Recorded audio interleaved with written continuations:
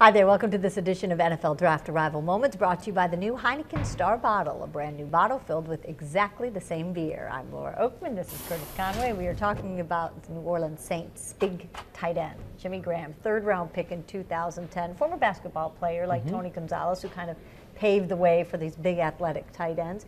Tell me why Jimmy had so much success so quickly. You know, Laura, I will say this. Number one, you hit the key thing, athletic, very athletic. And these tight ends today, they're almost like bigger wide receivers. They may not have the 4.3 speed, but they're running 4.5, 4.6, and I think that's good enough with the size. But here's the real reason. I think quarterbacks and offensive coordinators are starting to understand where the biggest mismatch is. And when you have athletic tight ends like a Tony Gonzalez, you know, Witten, Gronkowski, and Jimmy Graham, you take advantage of those situations. And so they're playing in the middle of the field, and they're going against linebackers. They're going against safeties. So when you go against a safety and you're like 6'5", you know, 245, 250, guess what? You can body them, you're just as strong, and you're just as fast. Now, a linebacker, you have some 4 or 5 linebackers, you have some 4, 6 linebackers, and they're big and strong. But here's the thing with linebackers, very rarely do you see them play man-to-man.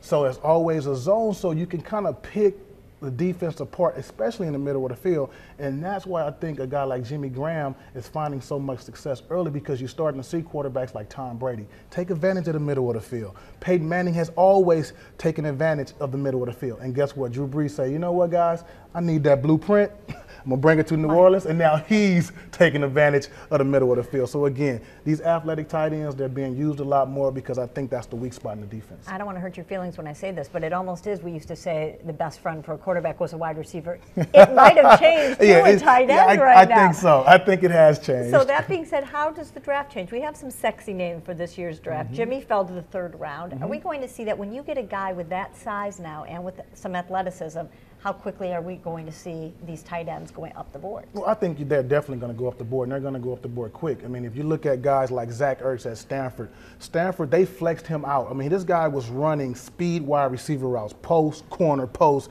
scoring touchdowns. Very athletic, can play the slot, can also get down in the 3-point stance and block and come off that way. So I think just, again, the blueprint of Peyton Manning and Tom Brady throwing to their tight ends, throwing to their slot guys, and having more athletic tight ends coming out today, I think the tight end list, I mean, you may see some tight ends going before some wide receivers only because of the schemes that these teams are starting to adapt to. You're okay with that? No. You got to keep it out there on the island, baby. You got to keep it on the island. Oh, you do. Thank you, Curtis, and thank you for watching. That's going to do it for this edition of NFL Draft Arrival Moments, brought to you by the new Heineken Star Bottle, a brand new bottle filled with exactly the same beer.